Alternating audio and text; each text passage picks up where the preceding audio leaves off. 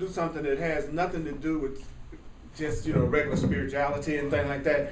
I just want you to give yourself acknowledgement because you're so hot. All right.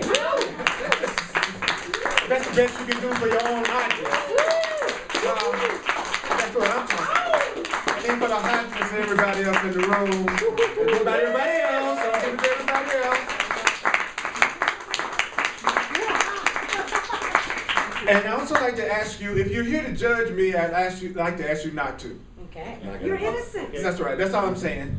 Because we have a tendency to judge, and sometimes we have a tendency to judge before we even have a chance to see what it's all about. Not us. I know. I'm just putting it out there. And it's always a blessing for me to be with you because every time I'm with you, I get a chance to teach and to share something that I want to remember, that I want to use in my own life. Because I noticed that when I look at NBC News, I notice when I look at the Denver Post, I notice when I listen to the radio, television, we're not hearing what we're hearing in here. Yeah. We're hearing what we learned in the past. Yeah. We're seeing the way we used to think in the past. In some areas of our life, we might still be thinking that way. And so, I don't know about you, but sometimes what I see is a lot of fear and separation. Oh, yeah. And so I want love. I'm in this room tonight because I want love. I want to let go of everything that keeps me from experiencing love and abundance and peace and happiness and my power. And I also want to be a means to help undo any of the blocks that you may have toward having abundance and peace and love in your life. Is that a worthwhile goal? Thank you. Is that a worthwhile goal? Yes. Okay, so remember, you don't have to believe a darn thing you hear me say tonight. You don't have to accept it. You don't have to welcome it. Some of it you might find hard to believe. I hope you do hear something that you find hard to believe, because in hearing something that's hard to believe, it probably means you're hearing something different from what you normally hear, which is the definition of new. Is that it's something different, right? Okay, so I don't know about you, but this is different. It's really different. And it's really cool, and it's really loving. Sometimes it's so loving that it knocks me out. And so I want to invite you to allow yourself to open your mind. And so I'm going to start out just for a couple of minutes to give us sort of like a warm-up to get settled in. There are two questions that we were asked last week in the Way of Mastery that I'd like to start out with tonight. And I'm going to say these two questions as much as I can over the next 2 minutes. So here we go.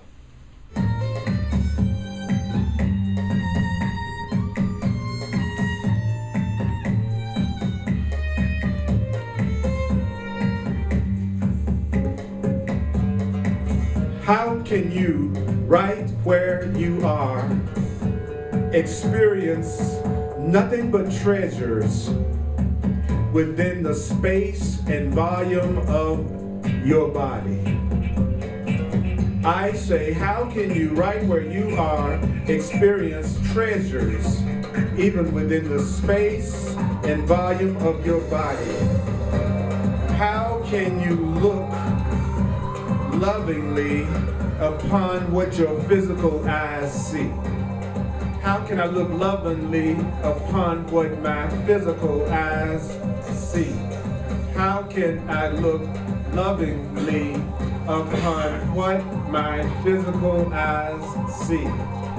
How can I look lovingly upon what my physical eyes see? So open your physical eyes. Look around and then ask yourself, as you look at yourself, how can I look lovingly upon what my physical eyes see?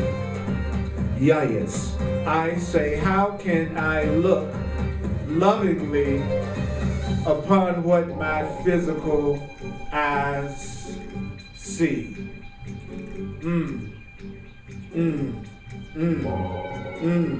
So that you can discern or extract the good, the holy, and the beautiful. That's what we want to extract. I want to see the good, the holy, and the beautiful. It's amazing how many of us won't look around at each other. It's amazing looking around the room how many people will not look around at each other. But we're here to join, aren't we? But we say we're here to connect. to be more loving. We want to receive more. But it's amazing how a little experiential thing will be so difficult for us to do.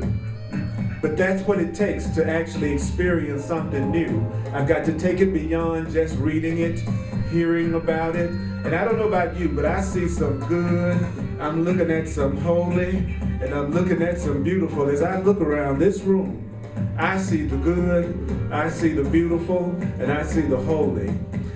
That's all I see is the good, the beautiful, and the holy. That's what you are. And now that you see the good, the beautiful, and the holy, I want you to give it to yourself. I want you to look at that good and say, hey, I'm looking at my good, I'm looking at my beauty, I'm looking at my holiness, I'm looking at my good, I'm looking at my beauty, I'm looking at my holiness, I'm looking at my good, I'm looking at my beauty, I'm looking at my holiness. That's what I'm looking at. When I look at you, that's what I'm looking at. I'm looking at my good, my beauty, and my holiness. So, in the way of mastery, we're going to be in the way of the heart. And the way of the heart, we're going to be on page 127, lesson 10. Page 127 online, we're going to be on page 127, lesson 10. I want to give a shout out to all of y'all, all the good and the beautiful and the holy out there. Thank you for all the wonderful communications I'm receiving from you from all over the world. Right, I got some email in some place in Africa that I've never heard of. You know, but I appreciate that. It's good to know. It's good to know. And I'm going to start out with the paragraph that starts with, and we're going to go about 10 minutes, and then I'm going to open it up for discussion and questions for a few minutes, and then we're going to go through some more of it so we get a chance to share. I'm going to start with the paragraph, there is no other way. And that's on page 127. There is no other way. Okay.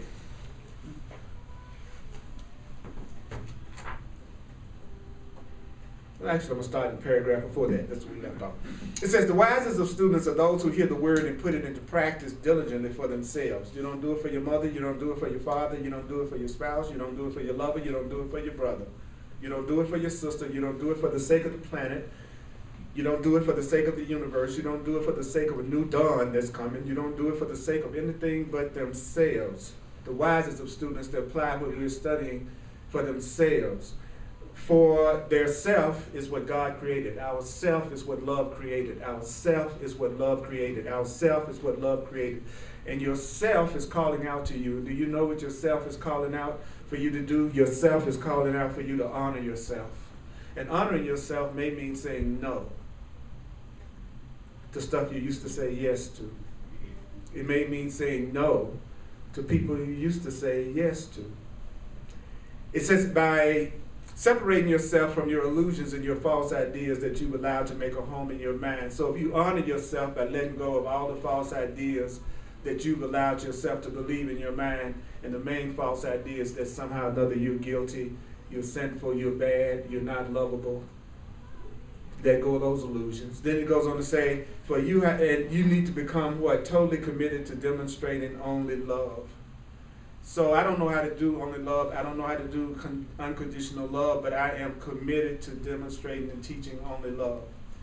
I'm committed to teaching only love. There is no other way. Yeah, you can learn to sit in meditation. Yeah, you can allow the mind and body to float free. Yeah, you can relax. Yeah, you can learn some rituals.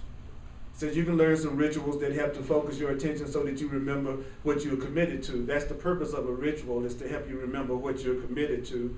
He says, and the distractions of the world do not seem to quite catch you or hook you as much when you have a ritual. Like when you do your Course in Miracles workbook lessons or your reading or your study, what happens is that it keeps the world from hooking you so much and helping you remember. There are many strategies that you can enjoy. In other words, truth doesn't have to be boring. Truth doesn't have to be dull, and truth doesn't have to be tedious. Your spiritual growth should be joyful. Your spiritual practice should turn you on. Your spiritual practice should excite you. All right, that's the only one I want. I just want one that, because I find that I'd be much more likely to want to do something that I enjoy. It's a radical concept, but I try that. And then it says, but in the end, it is only this. You've got to make a quiet choice within that maybe nobody else recognizes, nobody else sees, and nobody else hears. You got to make a decision for yourself that maybe nobody else recognizes, nobody else sees, and nobody else hears. You got to make a choice for yourself that maybe nobody else recognizes, nobody else sees, and nobody else hears. That's why I once shouted to the Pharisees, oh yeah, you indeed get your reward standing on the street corners, letting everybody know that you're fasting and praying, and when you should go into your own closet to pray. But that is to be in your own privacy, do it in your own privacy, not making a show, by simply using each moment to reaffirm your commitment to learning all that love is by teaching it. So how will I learn how love is? By teaching it. Love is freedom. Love is freedom. Love is freedom. Love is freedom. Love is freedom. Love is freedom. Love is freedom. Love is freedom. Love is freedom. Love is freedom. Love is freedom. Love is freedom. Love is freedom. Love is freedom. So I need to choose to express love in each moment means I need to choose to express freedom in each moment. Freedom, freedom, freedom. Freedom is of the mind. Freedom isn't of the body. Freedom is of the mind. Freedom is not of the body. The body cannot be free.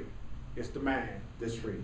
The body is limited. There's a limit to what the body can do. There's no limit to what the mind can do. But there is a limit to what the body can do. The body is neutral. It just follows the dictates of the mind, right? Your body brought you here tonight because your mind decided to come. Your body doesn't make any decisions. There's a body consciousness, but even that's consciousness. That's still mind. So you're free. You're free, and I want to honor your freedom. I want to honor your freedom so much that I just want to support you in following the path of teaching love the way that it works for you the best and you the most. So forgiveness is an act through which you learn what love is. So the Course teaches that forgiveness is nothing but the correct perception of what's going on. And the way you can tell when you have a correct perception of what's going on is that you feel peace. It says that if you don't have peace, your perception is distorted and you're not seeing the situation clearly. So forgiveness is seeing clearly. Forgiveness is actually seeing clearly. It's not overlooking what you think somebody did to you. So that's the incorrect perception of forgiveness according to the Way of Mastery in the Course in Miracles. Forgiveness is my willingness to see you differently, to let go of anything that causes me to look at you in a fearful, separate way. So it says, sharing only loving thoughts, supported thoughts, as you look gently upon the Christ and another. What is the Christ and another? The Christ is just simply the one self all of us share, our true spiritual identity. That's what the Way of Mastery means by the Christ. It's talking about our true loving self, who we really are behind what we think we are. So there's your representative that's sitting in the chair, and then there's the real you that's on the other side of this representative that's sitting in the chair. It's the representative sitting in the chair. It's not you that I'm really relating to. It's your representative that's sitting in the chair. Your real self is beyond what's sitting in the chair. Okay, so it's your real self, that loving self, your true self that allows you to transcend the world. It says, looking upon all things in this world, when you're looking through your true self, the way you'll know it is you will see things as perfectly harmless. And you won't see anything as constraining you or limiting you. And that's what takes you beyond the world. So if you notice, what's happening right now is the Way of Mastery is telling us the way you will see things when your mind is healed, the way you'll see things when you have healed your mind, when you've done your spiritual practice, when you've actually let go of your blocks, then you will do what? You will only be sharing loving thoughts. You will be looking at everything in the world and it won't look harmful to you. You'll be in a world that you don't feel imprisoned in or constrained in, and you'll know that you're going to a higher level beyond it. Now, I don't know about you, but I don't see that in every area of my life yet, so that means that I need to do what's necessary to have that block removed. So it doesn't make me feel bad. I don't put myself down. It just lets me know I have a little work to do. But I need to be ready to do it joyfully and not do it alone. But it's easy to do it alone if I'm in a room full of strangers. That's why I like to look at you, and when Spirit tells me to do something, I do it. It says, open your physical eyes, look around you, and then tell yourself you want to see the good, the beautiful, and the holy, and then ask yourself, how can I extract that from the experience that I'm having and allow myself to receive it? So if you noticed, as soon as I read it, I did it, and as soon as I read it, I invited you to do it, and then you had a chance to see how much resistance you had to doing it, which lets you know the part of your mind that's blocking you. So now that part of the mind isn't theoretical because you saw an example of it when you saw that if you had any resistance, that was the old mind. That's the part of us that keeps us from experiencing the love. So any questions or comments about anything that I've said or the way a master has said so far?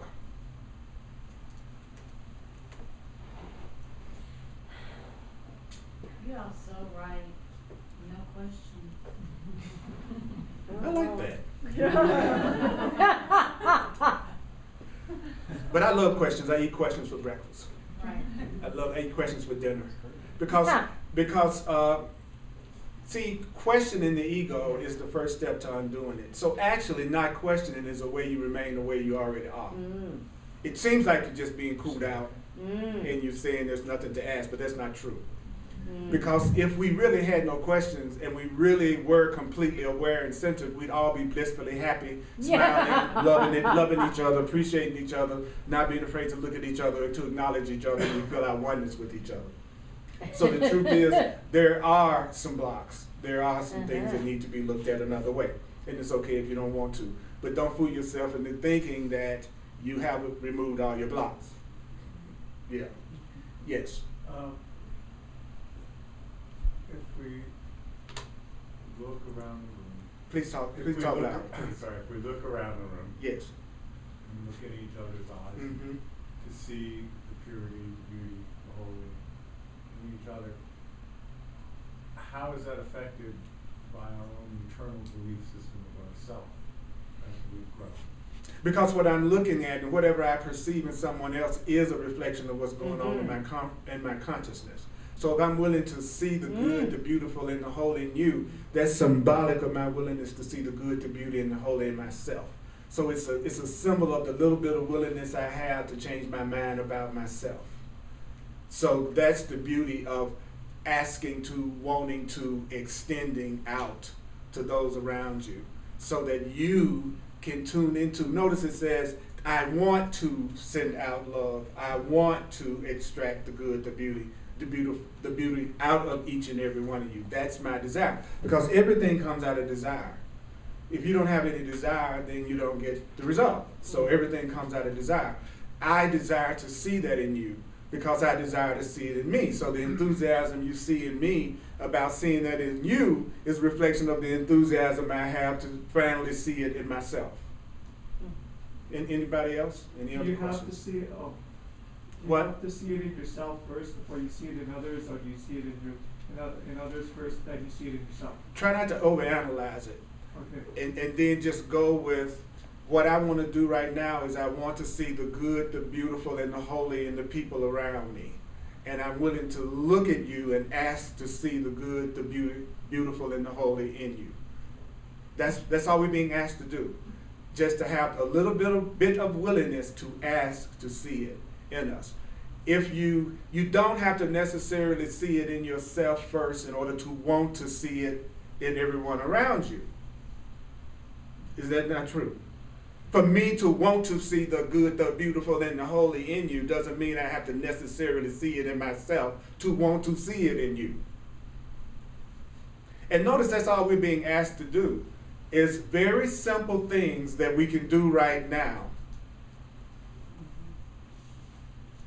I didn't give you 10 initiations to get past 10 dragons. I didn't say go scale a mountain. I said look around the room and just have the desire to see the good, the beautiful, and the holy in the other people in the room. That's all. See, the truth is simple. He says the ego part of the mind, the part of the mind that wants to keep us in pain, loves to make everything complicated because complexity has the simplicity of the solution. Because I'm not ready to be happy yet, because I don't think I deserve it at some level. So therefore, anything that can get me out of my funk, I really don't want to do it, and I'll see a reason why I can't, and a reason why I shouldn't. But that's because I don't want to see myself in a more loving way. But I always tell you, if you show up in this room, it is symbolic that you have a little bit of willingness to see things differently. You already have manifested that because you showed up. Even if someone drug you here and threatened you that if you didn't come, there was going to be horrible things was going to happen to you. Okay? That's okay. I don't mind. Because even if it looked like that, it would still, you created the reality where you ended up here. Because you're always creating your reality, and there's nothing that's happening to you that you're not calling to yourself based on your own consciousness. And most people, when they hear that, they immediately go to the negative, instead of realizing that could very easily mean you could call to yourself very beautiful, loving, abundant things. But if you're in a fearful state of mind, you're going to immediately go to whatever's going to make you feel bad. But you could go, that means that I could call to myself the good, the beautiful, and the holy. I could have a kick-butt life that's off the chain if I just be willing to look at things differently. So that's what and then we can see that for each other until we can see it for ourselves. I can see that for you until you can see it for yourself. I can want that for you until you want it for yourself. Because you are myself. We are one self. Anybody else? Yeah, My brother. question so much is. It can be comments, it can be questions, either one are fine. It's a thought that I wrote down and wrote it down different ways. It's very simple. Teaching is simply choosing to express love. And that's what we just said, exactly. That's what I just got through hearing. Making the commitment to teach love, making the commitment to demonstrate love. Notice it kept saying making the commitment to. I'm going to keep saying that. It didn't say you had to perfect expressing love. It just said one day get up in the morning and say, I'm ready to experience love for real. For real. I want to experience it for real. I don't call specialness love, as you all well know. I learned from this specialness isn't love. I want to experience love. Specialness is conditional. Love isn't. I want love, not specialness. Specialness is a bargain. I want love. And so I have to generate it if I want to see it and experience it. And I also want to be so whole and so centered in myself that I can love you whether you love me back or not. That's my goal. That's what I'm committed to. Haven't mastered it. Readiness isn't mastery. Readiness isn't mastery. It just means you have some willingness to learn. That's all readiness means. It doesn't mean you mastered anything, right? So be a happy learner. Give yourself a break. Have fun in the process. Don't be so freaking serious. Just be sincere, right? So he says, imagine reaching a point where just prior to every action that you engage, without ritual, without difficulty, without grand shows and displays, without burning incense, without lighting 40 million candles, without all the Gregorian chants or the rock and roll or whatever you choose, without any of it, in the silent temple of your heart, you make a simple choice. In this moment, I am going to discover what it means to teach only love. In this moment, I'm going to discover what it means to teach only love. In this moment, I'm going to discover what it means to demonstrate and teach only freedom. It might be just a simple smile.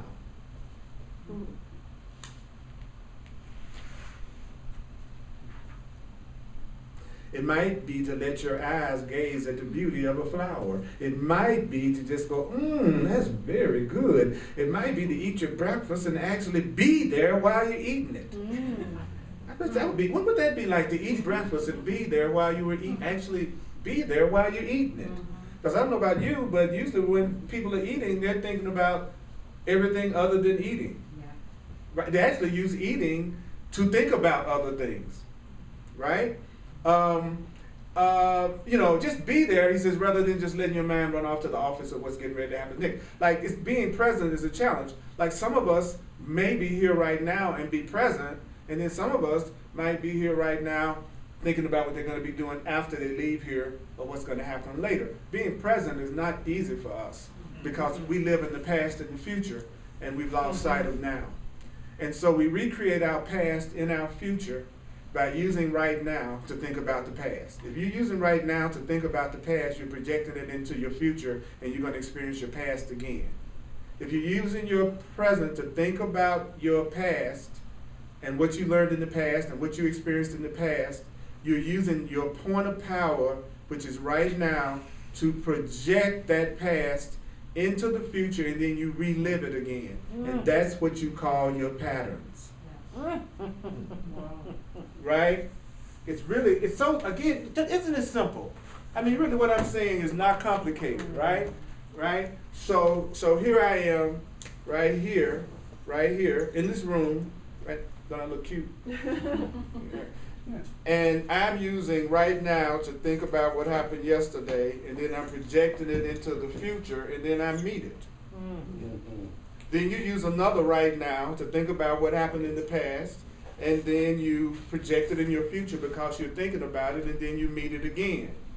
So if you really want to change your future, you can only do it now by using now to think something new.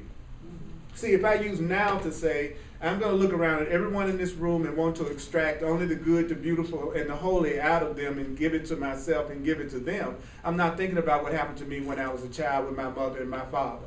I'm not thinking about what I went through in my last relationship that didn't work out. I'm not worried about whether or not I'm going to have enough money to pay my bills. You notice I'm not using right now to focus on the past and grievances. What I'm using right now to do is to focus on dedicating myself to teaching only love to you right now.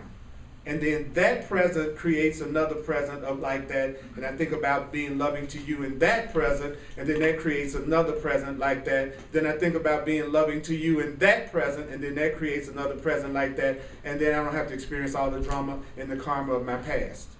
And you don't either.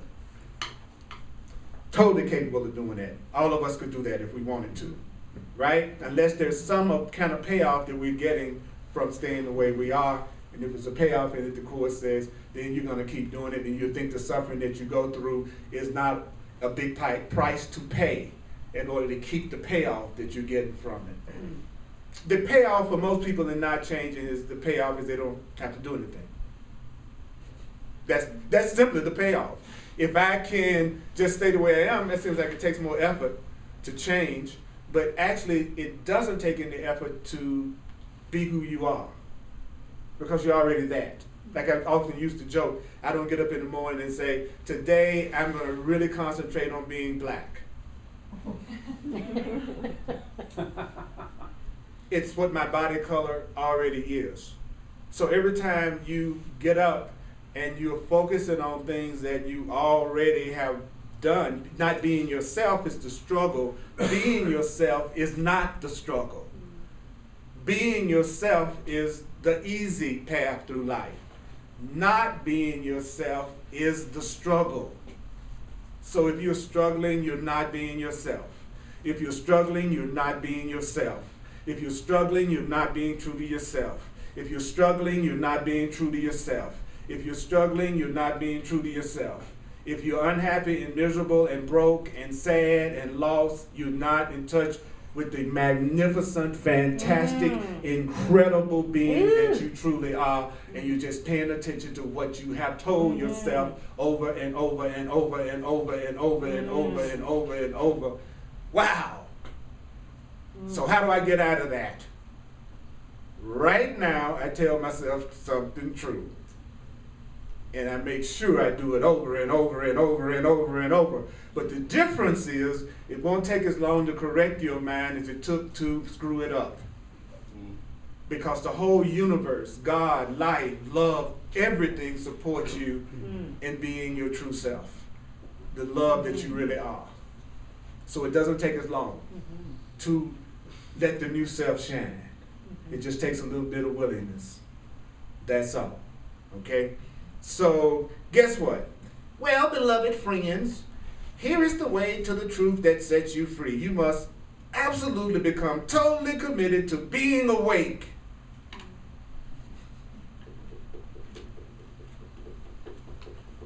I'm absolutely totally committed to seeing Maceo Parker in Boulder.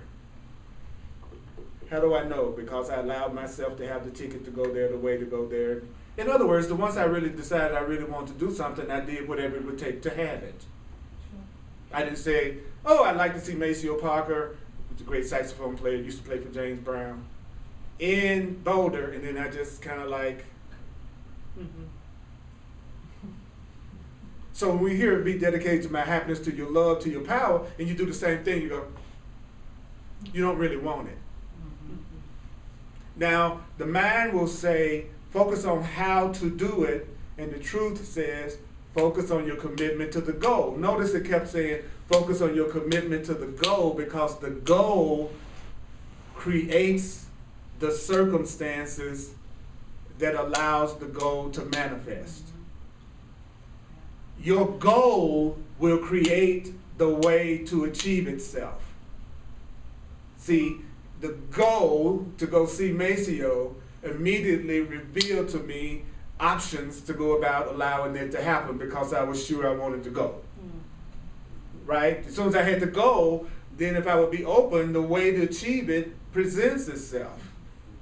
Nowadays, even to the point that I didn't even have to go, you don't even have to go physically to the location and buy the ticket. Notice everything's getting easier. They're making it so easy to get your money. Right? Matter of fact, we don't even see money anymore. We see the illusion of it, because you actually don't really pass money among us the way we used to. It's not even real. It's an idea. It's just a concept. That's really deep to realize. You know what I'm saying? So if you really want to be peaceful, if you really want to have joy, if you really want your life to be really fulfilling, the way to achieve it will be shown to you. You don't have to hunt for it, because we're hearing it right now. Actually, we're being told tonight how to have it if we truly want it. I'm trying to overcome that belief that it's a person that's going to do it, though. There's still a part of my mind that still thinks it's a relationship that's going to do it. Anybody else? Yeah. Just really think if I can just get the right relationship, even if it's a friendship, even if it's, you know what I'm saying? When I say relationship, I'm not just talking about romantic relationship. It's just somebody's gonna come and rescue me. They're gonna do it. They just go, the publishing clearinghouse gonna come to my door. I know it's just gonna show up and they're gonna say, we're gonna give you $1 million, Earl. I'm just waiting because I'm cute. That's right. If you're cute, everything's gonna work out. That's why we work more on how we look than anything else as a whole. Right? Yeah. So you're already cute. That's just like getting up in the morning saying you're gonna be black. You know what I'm saying? You're already fine. Who says that beauty has to look like a certain shape, a certain form, a certain weight, we made that stuff up. And if you don't fit that standard, then you're supposed to be, ooh, you know what I'm saying? It's a trip. Don't fall for it. Don't fall for it. Stop falling for it. Nobody else can tell you what is okay for you to wear. And then if you don't wear it, something's wrong with you. That's working out for the person who's coming up with that idea. They're the one that's in the mansion. You're the one trying to worry about how you're going to pay the bill for it. Because they told you this is what makes you hip. And then you fall for it. It's funny. That's really a good game when you think about it. I could make up something and walk in here and tell y'all, if you don't wear this polka dot shirt that Earl made up, you just really are not cool. And then I make a bunch of them, and then you believe that's true, and then you buy a bunch of them, and then I got a lot of money. That's a good deal. So people who think for themselves, they're a challenge to people who need to manipulate the minds of others in order to be successful. I got shirts I wear to my classes I've had 20 years, and people have said, that's really, really great. It's like, I like it. That's why I wear it. I wear what I like. I wear what I love. I don't try to wear what you love. I try to wear what I love, because if I'm wearing what I love, the love will come through, and it's the love that I want to share with you. So if there's something in your closet you don't love, throw it out. Don't put on anything on your body that you don't love, including people.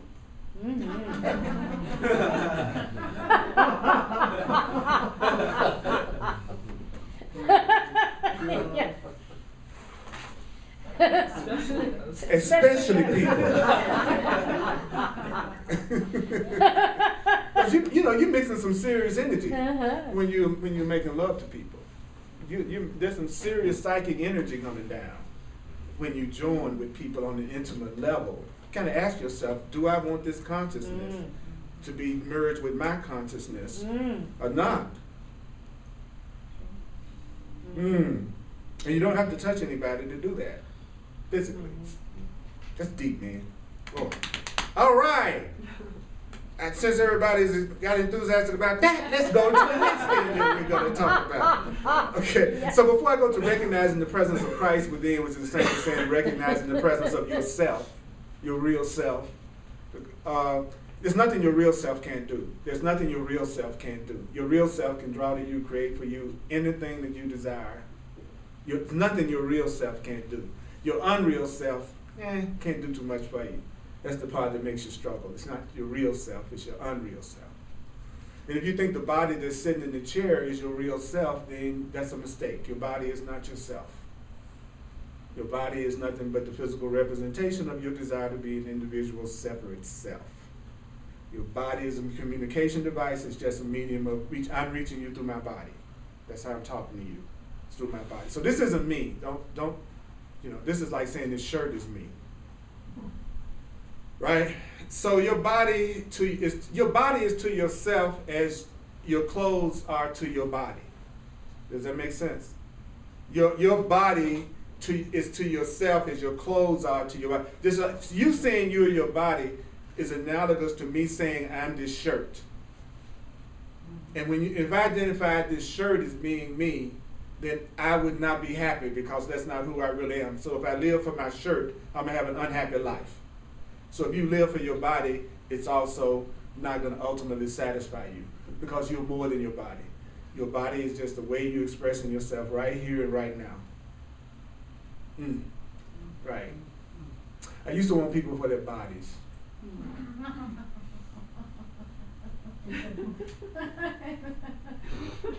Again, that strange look like, really? Y'all have never been attracted to anybody because of their body? Everybody's ever been attracted to anybody because of their body? Please raise their hands so that I don't seem like I'm all by myself. How many of you all have ever wanted anybody to be attracted to you because of your body? Yes. Okay, so did you notice that a man came with it? Well, eventually.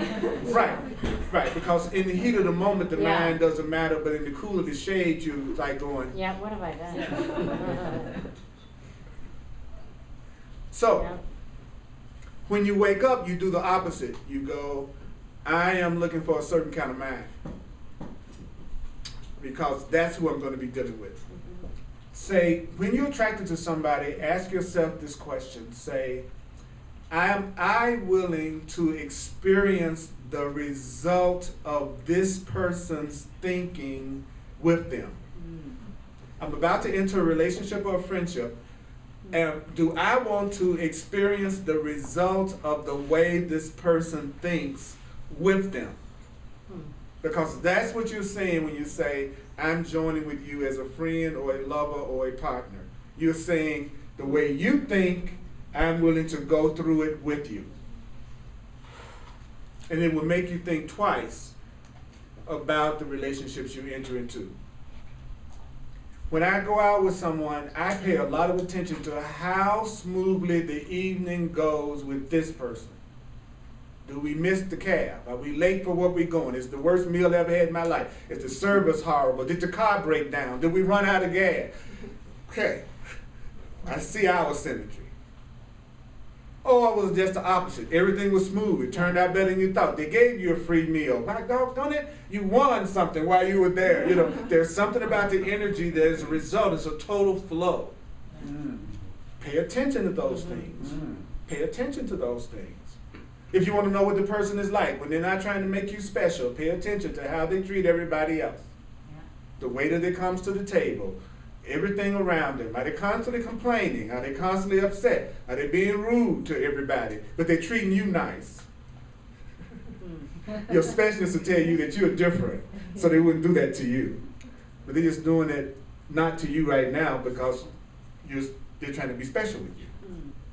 Right? So people will tell you anything you want to hear when they want to get next to you until they're ready to be real enough to attract only love. So what do you do with people like that? You forgive them. You recognize it's their call for love. that they don't know any better yet, and there's a part of you that doesn't know any better yet, so you extend love to them, and you make a choice about whether or not you want to physically experience the effects and the results of their talk, of their thinking with them. When you're with the person, do you feel free to communicate your thoughts, or are you feeling afraid to communicate your thoughts? Big point. Do you feel free to tell them what you think, or are you carefully weighing every word you say before you say it? That's fear, not love. Simple. Real simple. Too simple, right? So any comments, any questions about it before we go to recognizing the presence of the true self within? Because that was a lot. And you don't have to agree with me. I'm just sharing, and then you decide what works for you or not. So you don't have to agree. Just give me comments, questions. I'm okay with that. Yeah, Linda. I don't know, I was just, I guess, I don't know what the word is that I'm trying to say, like, I guess I just want to say, I don't know, a couple years ago, I went through a pretty traumatic experience that seemed at the time like just rocked my world, and I couldn't see anything, I couldn't see anything positive or happy, or I couldn't control the situation, so, you know, it really set me back, and somehow through divine guidance I ended up here about a year and a half ago. And you know, I struggled with the concepts at first, and I was kind of, you know, this doesn't apply to me, this doesn't apply to my situation, this doesn't apply, and as the years gone on, I've had health struggles and work struggles and all kinds of struggles. But I think in the last, couple months, I just really felt like, wow, I've changed. When I did change my perception and the way I've seen things, I can't tell you how much more peaceful my life is, how much more harmonious my life is, how much more I feel blessed in everything that happened, and I can see now that everything that happened was, it was out of my control for a reason. You know, I was not controlling it.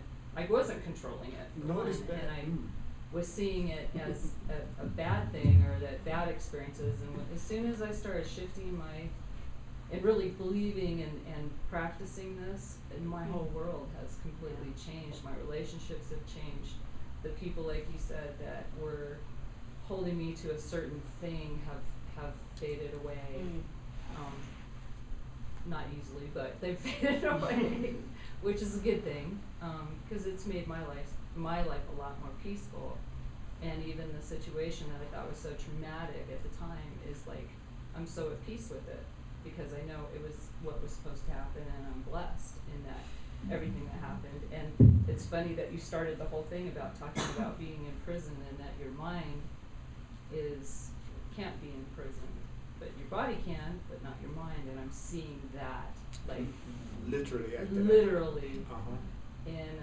in my daughter that is in prison, but who is very much free, and has said that, you know, she's freer now than she ever was when she was out of prison. You know, and I'm seeing that, I'm seeing all this come together, and I guess this is just my thank you to, and how much I appreciate this class. Thank you. Thank you. I appreciate that. As best I can, I'm trying to show up as loving as I possibly can. Absolutely. And I'm not perfect in my love, but I know my intention is. And it was your daughter who brought you here. And I love your daughter. And she's incredible, you know. And I saw miracles happen in her experience as a result of her willingness to work on her mind. And it was one of the most inspirational experiences I've ever had in my 40 years of teaching. It was my experience with Rachel. Absolutely. That's what keeps me doing what I'm doing, you know, because all it takes is one. You know, somebody really hears you, really appreciates what you're doing. You know, and that's what I heard you say, just gratitude, gratitude. Gratitude, well, and gratitude. It's funny, this is like literally tomorrow is the 2-year anniversary of when everything went to hell. And we're just so at peace. I mean, we're just so at peace about it. And it's funny, I catch myself, like I start getting kind of upset about it a couple weeks ago, or a couple days ago even, and it was like, but it was so quickly, even though I allowed myself to kind of do that, and then I immediately switched and went, no, this is a good thing, you know, it was a blessing this all happened, you know, the way it happened. And, I love that lesson in the Course in Miracles where he says, I do not perceive my own best interest. And you had to say it all day. In this situation involving whatever is upsetting me right now, I do not perceive my own best interest in that situation, because it teaches that one of the biggest errors we make is that we think we know what's best for us and not the divine. And that's the biggest, especially adults. Especially adults. That's why adults tend to struggle so hard, because they get so sure they got it all figured out, and then they want everybody to conform to the little small perception that they've created for themselves, instead of saying, I don't really know what this is for. You know, so I ask for what I want, and then I always tell the divine to decide for me. I always give the universe, spirit, God, if you will, the power of decision, the ultimate power of decision. So if I ask for something and it doesn't happen, and I really think I sincerely have done that, I take that as being the answer that the divine gave me. That is not what I'm supposed to be doing. And I'm noticing the more and more I do that, just how many wonderful things come into my life. Yeah, and then being wholly committed and dedicated to love. You notice that's what he kept saying, to love. And by the way, thank you for this beautiful topic that you brought me today. Awesome. Yeah, she brought me a gift when she came in. See, y'all missed a good striptease. I took what I had off and threw it off and put this on. Thank you so much, Linda. I was guided to buy you that. I love your guidance. Yeah. If your guidance come to anybody else, I'm open to receive. I'm learning how to be a good receiver. That's really important, though. It is. We sometimes we're not good receivers. That we're the kink in the holes. Yeah. Because we don't know how to allow ourselves to receive. You know. Yes. And when you were saying that, it reminded me that of somebody I once knew who said to give the gift of receiving and receive the gift of giving. That's right. That's right. Are you good receivers? When someone compliments you or gives you something, do you say thank you, I appreciate that, and you go, oh, mean, no, or do you feel suspicious? Like actually, some people feel suspicious if someone's being kind to them or loving to them. Now remember that if you're looking for a reason to have to defend, then don't be surprised when the thing happens that justifies your need to be afraid. Like for instance, if I'm walking in this room and I'm expecting you all to somehow manipulate me or hurt me in some way, then I shouldn't be surprised if I attract what appears to be that, which makes me think I'm right about not trusting people. But the truth is, first I didn't trust, then I attracted what wasn't trustworthy. That's the way it works. First I decide to be unhappy, then I create the things that make me unhappy. You know, everything comes as a result of a decision according to what we're learning. But sometimes it says we make decisions so fast that we don't even remember making the decision. So then it looks like we're the victim of it. So what it looks like you're the victim of is a radically fast decision that you forgot you made. Right, and the perception of being a victim is a perception. Victim is a perception. Some people don't could be in the exact same situation and not see themselves as a victim. So victim is a perception, it's not a reality necessarily. Now you can always pick out extreme situations that you can point to avoid trying to let go of the idea of being a victim. Okay, that's the most common way of maintaining an old thought system, is go to the most extreme example you can think of to justify hanging on to that fear.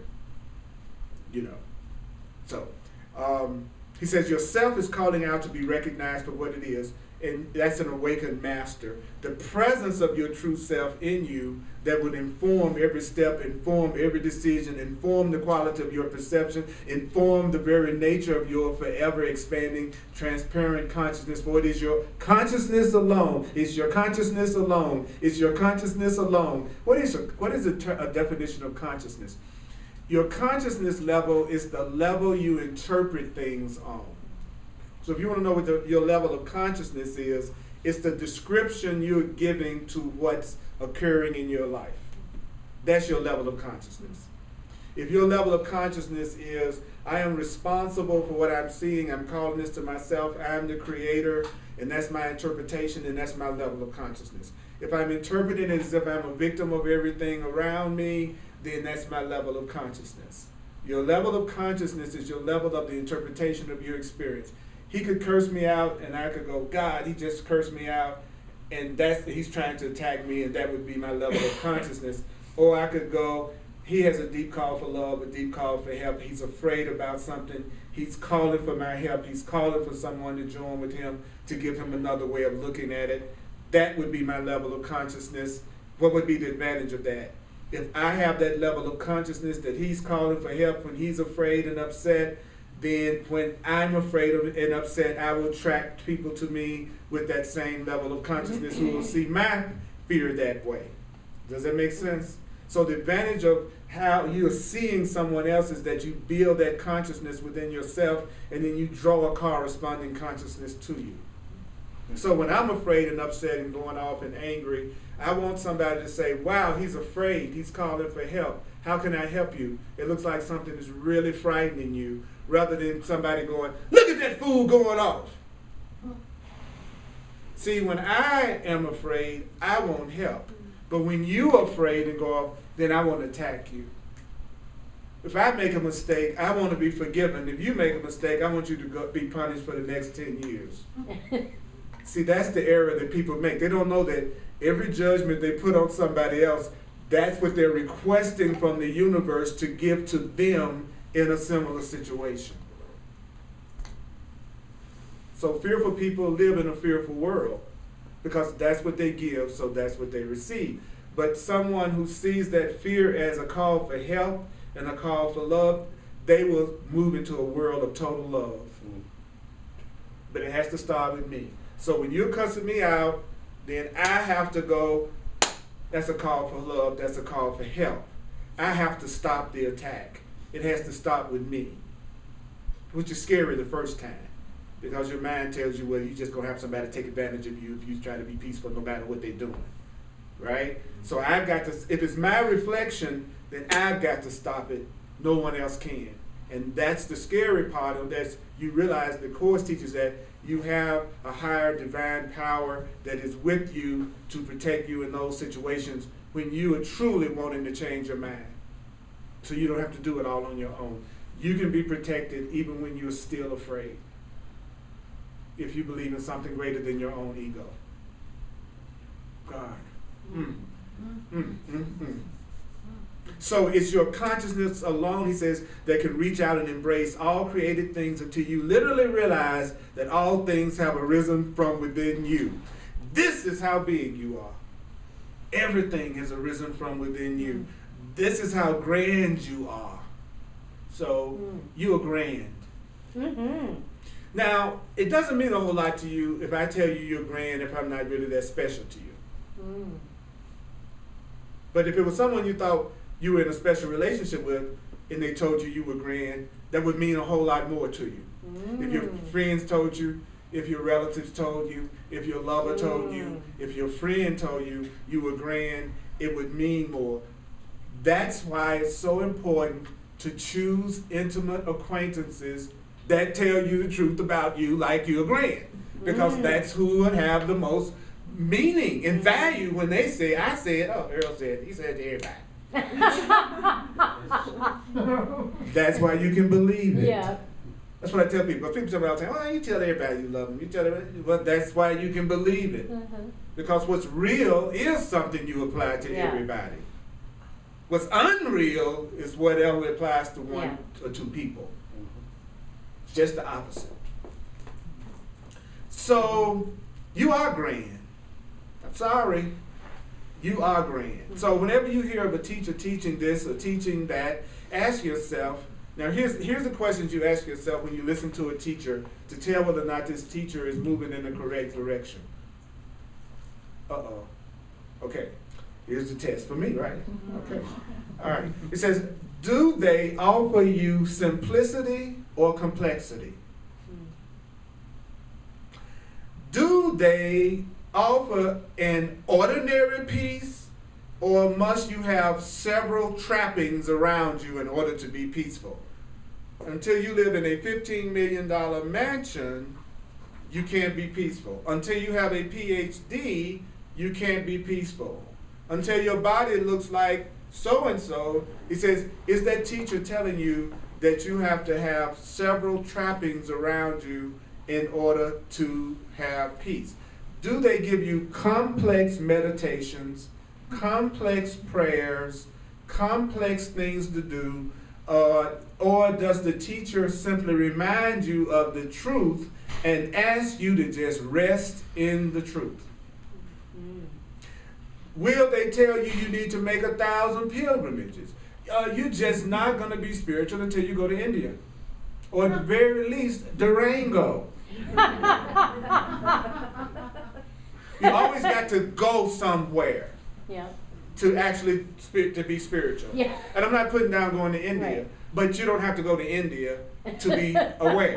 Africa. You just, or anywhere else, across town. You know, you don't have to go anywhere. You know, I look, you're coming here, I think it's wonderful, but you don't have to come here to grow and to be enlightened. But it can be of assistance to you. So if I told you you had to come to me, you had to listen to me, you had to do it the way I'm saying it, I got the only way, you better follow this way, or you're missing the boat, then I'm a false teacher. But if you notice, I'm not doing that. I'm saying you have the power, you make the choice, you are free, you make your own decisions, you go in the direction that you want to go in. That doesn't really, you think that would be very popular, don't you? But you know, but many people have a sheep mentality. They want somebody to tell them what to do so that they can blame them if it doesn't work out. That's why they get crucified. You know what I'm saying? The Pope has a lot of responsibility besides trying to come up with the outfits. You know what I'm saying? Which is really intense. I always joke about it. If I walked in here wearing what the Pope wears, you wouldn't come in the door. If I wore what the average minister wore, you all would probably say I was a cult leader. But we can go to churches where people dress in all kinds of incredible ways. No one thinks anything about it. And you're really, in many situations, being told what to do, how to do it, what to believe, and what to wear.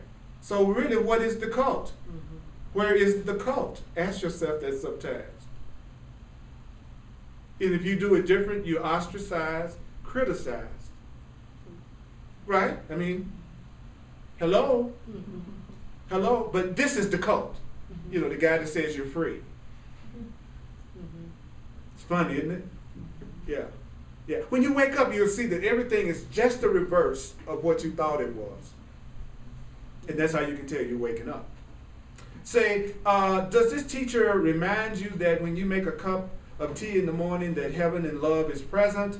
And if you will remember who's making the tea, you understand who's making the tea. The Christ is, the love is, the beautiful grand you is, the lovable self that you is. So I'm going to keep saying it regardless of how you feel about it, because that's how you change your mind. You get a new idea introduced to you, and then you hear it over and over and over and over and over again. That's how you change your mind.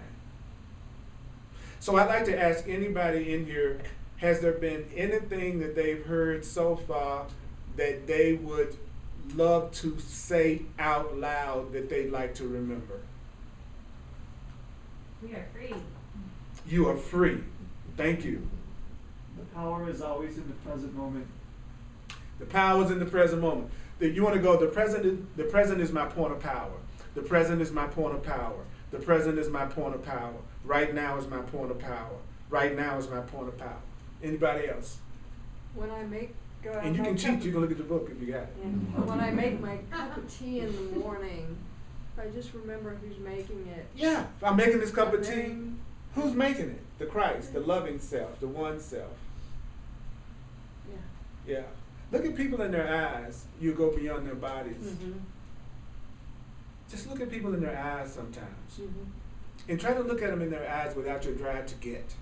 You know, Mhm. since I'm here, seriously, the thing that really changed my life, and I do have miracles happen, because really things that the understanding of the universe, the power of the universe. Please talk louder. The higher spirit, Mm-hmm. the divine spirit. It's just to understand I'm not alone. It's amazing. That's everything. It's amazing. An atheist is just a person who thinks they're alone. Mm. It's not a person that just says, I don't believe in God. It's amazing. It's anybody that thinks they're alone and on their own and doing it by themselves is an atheist, according to the unity principle. Anybody else? You should be Yeah. excited about your spiritual practice. You should be excited. Thank you, brother.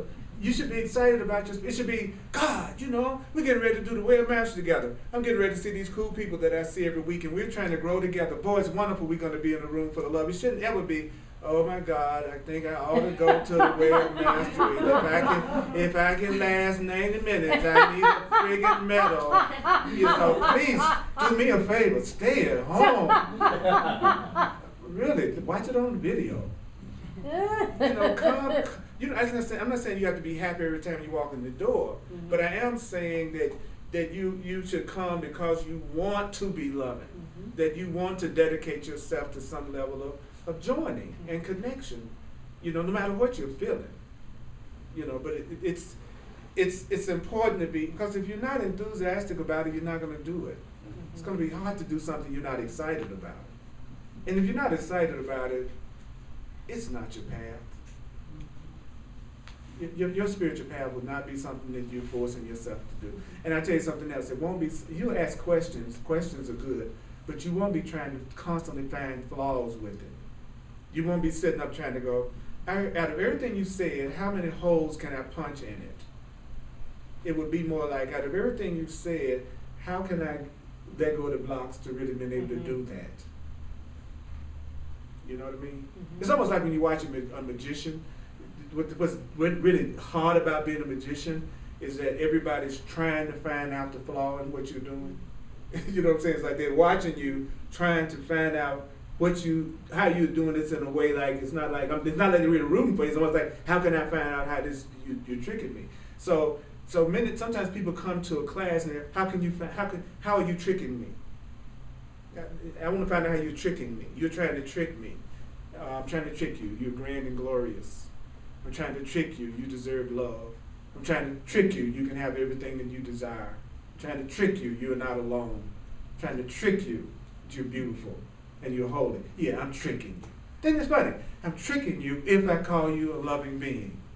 Now I'm tricking you. Well, so what does that mean? It means you think you're everything but that. So I'm a liar and deceiver because I say you're incredible. So what does that say you think about you? So who am I going to be attracted to? The person that abuses me. That's going to be my lover. That's going to be my friend. That's going to be my partner. Because the person who tells me I'm grand and glorious, you're deceiving me.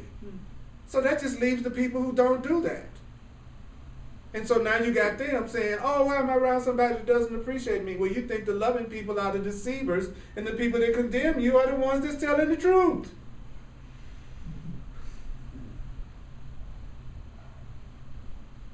Telling you, you don't have to put anybody out your life. If you're a loving person, people who are suspicious and don't love, they will not want to be around you.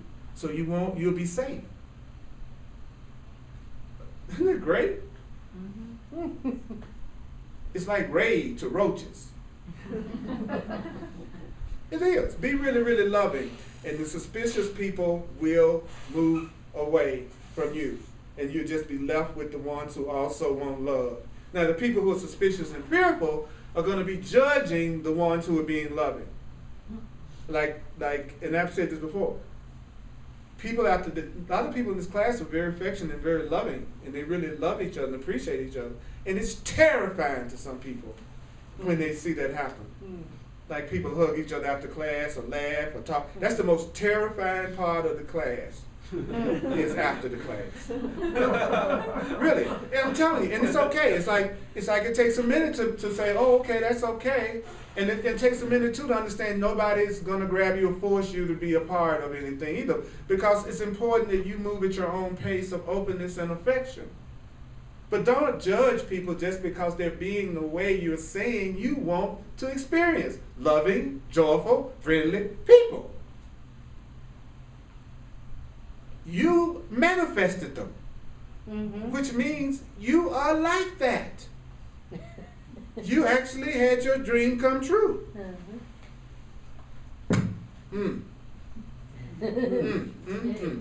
Yes. I know. A gratitude will just produce more loving people. Be careful, Linda.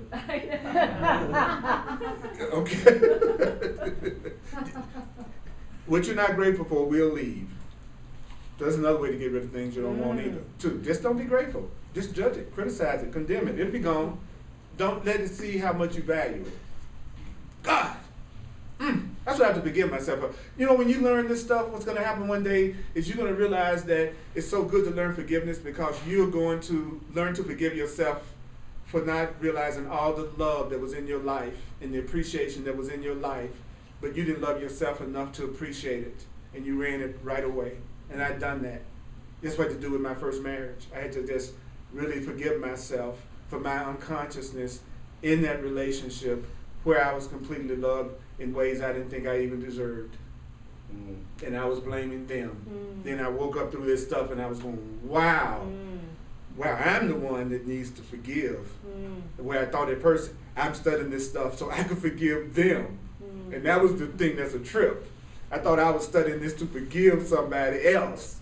And I realized, no, what the Spirit is trying to do is get you to the point that when you see how unloving you've been, and how selfish you've been, and how self-absorbed you've been, and you didn't know any better, that you will forgive yourself for that and move on in love. It'll be you that you have to forgive in the end. And you realize that the whole game was you thought it was somebody else. And it's a trip. Because you'll see that it was love all around you, but you didn't love yourself enough to even see it.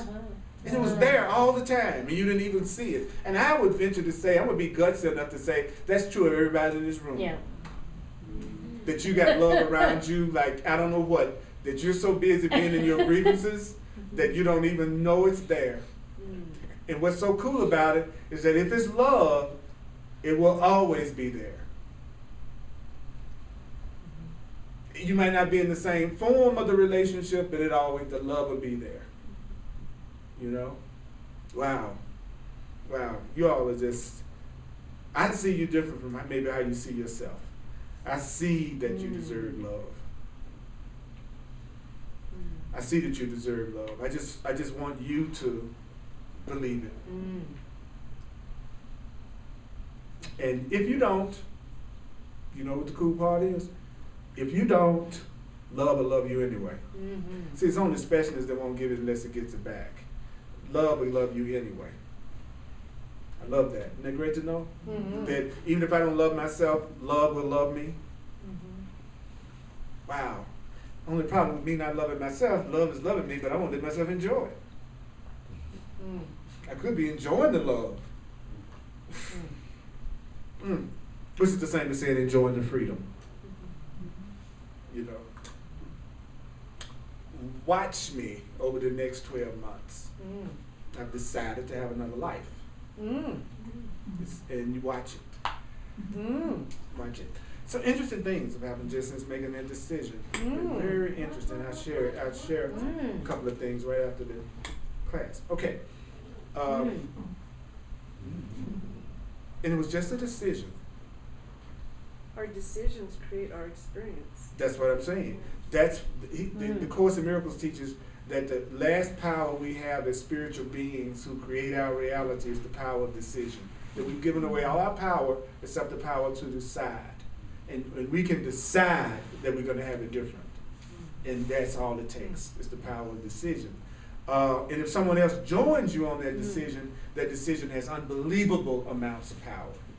So if it is really something you want, one of the things that would be great to do is to get someone that you know that really appreciates you and wants your good to join with you on that idea and say, I want you to side with me and join with me on this idea and watch what happens. Decisions made in isolation don't have power. It's decisions that you make in union and joining that have power. Because think about it. Think about how many things you wanted by yourself that didn't happen. Think about how many decisions you made by yourself that didn't happen. Try making a decision and even asking either your higher power to join you in that decision. But even what's even cooler though, in addition to that, is joining with someone you care about, love, and trust. And just say with them, this is what I want right now, and I'm asking you to join with me on this, especially if it's something that's loving. Well, you know I'm not talking about they say they want to rob a bank, you know what I'm saying? You're going to use common sense, you know what I'm talking about? Because that's usually the question. Well, what if they say they want to go? I say, see that's your ego again. You know, nobody has to tell you not to join with somebody on murdering someone. You know, a conscious being would even ask you to join them on that anyway. The mere fact that somebody would even say, join with me on anything harmful means they're asleep. That's how you know they're asleep. Because there's only love or fear. So either someone's asking you to join in something in love or something in fear. But if you really decide that you are ready now to make the commitment to love, that you're ready to make the commitment to your freedom, that is what you really want, and you tell yourself that you're ready now, then everything in the universe, everything in your personal life, every person, every circumstance, every situation that comes into your life from that moment forward will be something that's helping you achieve that goal. And that's the way it's supposed to be looked at. And then watch what happens. So tonight, you heard a lot of stuff. And you heard some things, and so this is what I would invite you to do. One thing. Remember only one thing. Don't try to remember everything the way a master I said tonight. Go with one thing you hear tonight and say, I'm going to work this idea for the next few days. One thing. It's a trick to try to remember all of it. And you know what that one thing is. And if you didn't hear anything, there's a part of you that did get it. And it will do its thing, even if you don't think you heard it. A part of you got it. And then ask yourself, how can I show up as love? How can I show up as love? How can I show up as peace? I heard all this stuff so long, but it's amazing how easy to make things happen to you. I can feel you. There's a lot of transformation going on in people in this room. There's a lot of people that's reached their limit in some things, and they've had enough now, and they're ready, and I can feel it. There are some people who are just as innocent, but they haven't quite suffered enough yet. And then there's some people who are really feeling great, and they want to make sure they keep doing the thing that keeps the great stuff happening. And they're chilled out. Isn't that wonderful? Yeah. So would you acknowledge yourself, Holy Spirit? Y'all are awesome, incredible, juicy beings. And I'm going to do a quick little ending in a minute, and we're going to review this. And we're going to do the financial expression of appreciation. Thank you for sharing with me in my full-time ministry with the way of mastering the Course in Miracles. I video all of my classes and put them on my website and on YouTube. If you join my contact list, go to my website, then once a week I send out links to the videos. So you get a chance to watch the class again and listen to it again. Also, I'm available for one-on-one sessions called Clarity Sessions, where I show you how to apply these principles to some issue that you know you're ready to see something different happening in. It's very, very powerful. And for those who are open to it, I use my knowledge of astrology and numerology, which is not saying you ruled by the planets. It's another way of getting intuitive information to you from spirit. It's just another way of communicating, if you're open to that. If not, we don't have to use that in the session. But I'm telling you, it's very, very helpful and very, very powerful. I wouldn't be doing something for 40 years that I didn't see any kind of value happening in. I'm not that insane. Okay? All right? It's like if I thought it didn't work, it wasn't helpful, I certainly wouldn't keep doing it. You know. So you've been blessed with the way out of whatever is bothering you in any kind of way. And we have each other. That's a blessing. And so I'm grateful I'm grateful for you. I'm grateful beyond my wildest imagination. Okay, so let's wind this thing down.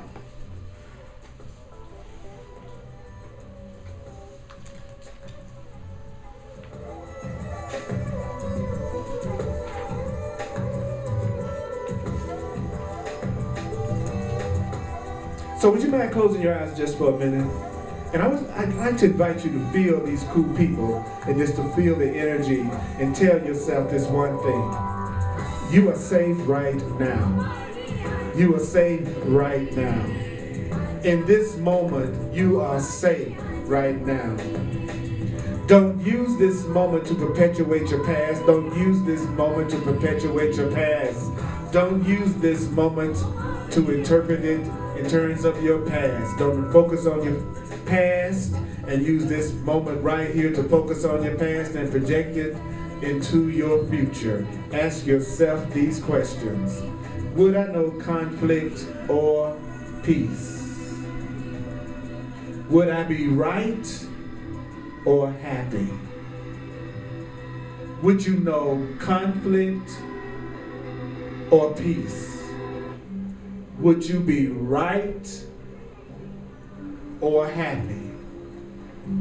Would you see the complete neutrality of all events in this world? Are you ready to see yourself as whole and complete? Are you ready to see yourself as whole and complete? For as you look upon the world, you have judged yourself. As you look upon the world, you have judged yourself. As you look upon yourself, you have judged the world. You judge the world as you look upon yourself. You judge the world as you look upon yourself. The way you see yourself is the way you see your world. The way you see yourself is the way you see your world. The way you see your world is the way you see yourself. The way you see your world is the way you see yourself. Would you see yourself as whole? Would you see yourself as complete? Would you see yourself as whole? Would you see yourself as complete? Tell yourself, I am awake. I am awake. I am safe. I am safe. I am at peace. I am at peace. What do I truly want this moment to be for? I say, what do you truly want this moment to be for? Are you ready to decide? Are you ready to choose? Are you ready to decide? Are you ready to choose? Have you reached your limit now? Have you reached your limit now? Have you reached your limit now? Have you reached your limit now? Are you ready for another way of looking at it? Are you ready for another way of looking at it? Are you ready for another way of looking at it? Are you ready for another way of looking at it?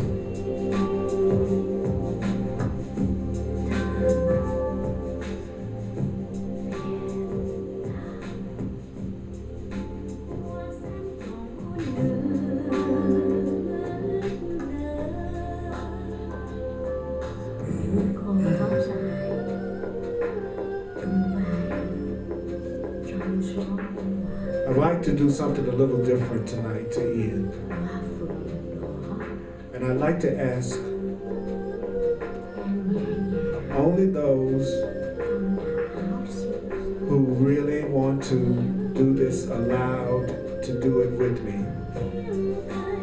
And those of you who just want to listen, please just listen. So those who feel like saying it with me with enthusiasm and sincerity, would you say this? I bless the world because I bless myself. I bless the world because I bless myself. I bless the world because I bless myself. I bless the world because I bless myself. I bless the world because I bless myself. I bless the world because I bless myself. I bless the world because I bless myself. I bless the world because I bless myself. I bless the world because I bless myself. I bless the world because I bless myself. I bless the world because I bless myself. I bless the world because I bless myself. I bless the world because I bless myself. I bless the world because I bless myself. I bless the world because I bless myself. I bless the world because I bless myself. I bless the world because I bless myself. I bless the world because I bless myself. I bless the world because I bless myself. I bless the world because I bless myself.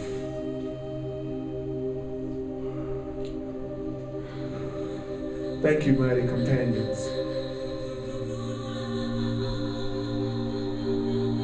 Could we acknowledge us? Could we give it up for us?